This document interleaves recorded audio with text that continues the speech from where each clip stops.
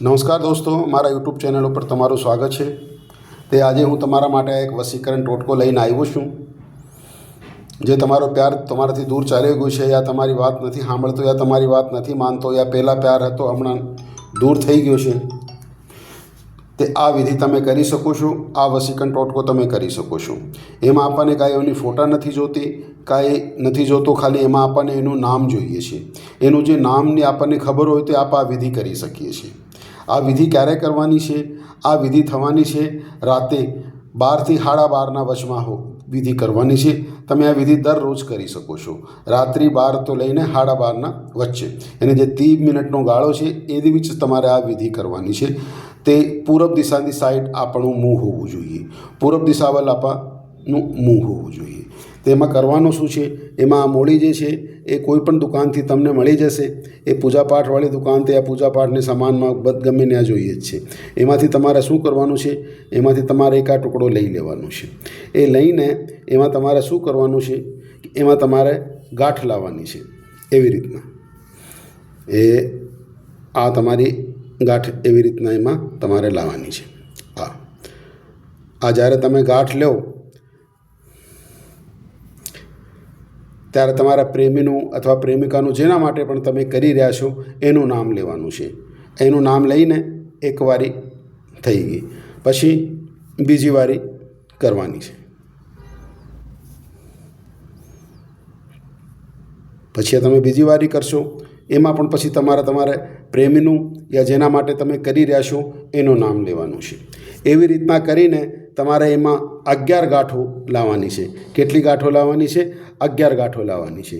જે પ્રેમિકા કરે છે પ્રેમીનું નામ લેવાનું છે, જે પ્રેમી કરે છે પ્રેમિકાનું નામ લેવાનું છે, જે પત્ની કરે છે પતિનું નામ લેવાનું, પતિ કરે છે પત્નીનું નામ લેવાનું। એવી રીતના કરીને 11 ગાંઠો બાંધીને તમારે એને ભેગી કરીને તમારા હાથમાં મૂકી લેવાની છે।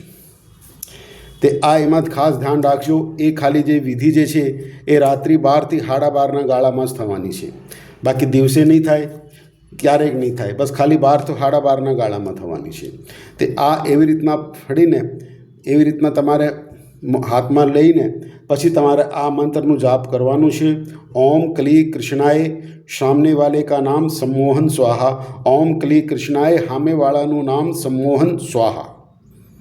ઓમ ક્લી કૃષ્ણાય સામેવાળાનું નામ सम्मोहनम स्वाहा। આ જે મંત્ર છે એનું તમારે 108 વારી જાપ કરી લેવાનું છે।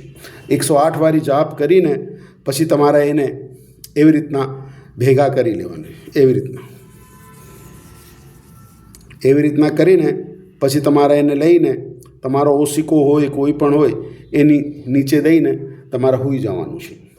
સવારે તમે ઉઠો તે આ લઈને જે પણ તમારો પ્રેમી હોય પ્રેમિકા હોય એની સામે તમારે એ જવાનું છે।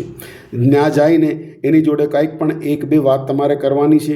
જે વાત તમારે પોસિબલ નહીં થાય તો તમે એની સામે ઊભા થઈને તમે એને સામે ઊભા થવાનું છે થોડીક વાર। તે ઊભા થઈને પછી તમે આવી જજો। તે પછી તમે જોશો કે એમાંથી જે રસમાં જેડી કિરણા નીકળશે એની કરીને એનો પછી વશીકરણ થઈ જાય। તો એ તમારા આકર્ષિત થઈ જાય તમારા પાછી ફરીથી તે તમારા જોડે ફરીથી એનો જે પ્યાર હતો પ્રેમ હતો એ ફરીથી આવી જશે। તે આ પછી વિધિ કર્યા પછી તમે જોશો કે તમારું બધું હરખું થઈ ગયું છે, તે બધું તમારું સહી થઈ ગયું છે। તે સારું દોસ્તો, જો તમને મારું વિડીયો સારું લાગ્યું હોય તો એને લાઈક અને શેર જરૂર કરજો। જો તમે મારી ચેનલ પર નવા છો તો એને સબસ્ક્રાઈબ કરી લેજો। બાકી તમારે તો અલાવા પણ ઓર પણ કાંઈ સમસ્યા હોય, કંઈક નડતર હોય, કાંઈ પરેશાની હોય તો તમારે અમારે કાર્યાલયથી સંપર્ક કરી શકો છો। તમારી કોઈ પણ વિધિ હશે એ જે તમે નહીં કરી શકો તે ਅਸੀਂ કરી આપશું તમારી વિધિ। જય માતા કી, ફરી મળશું।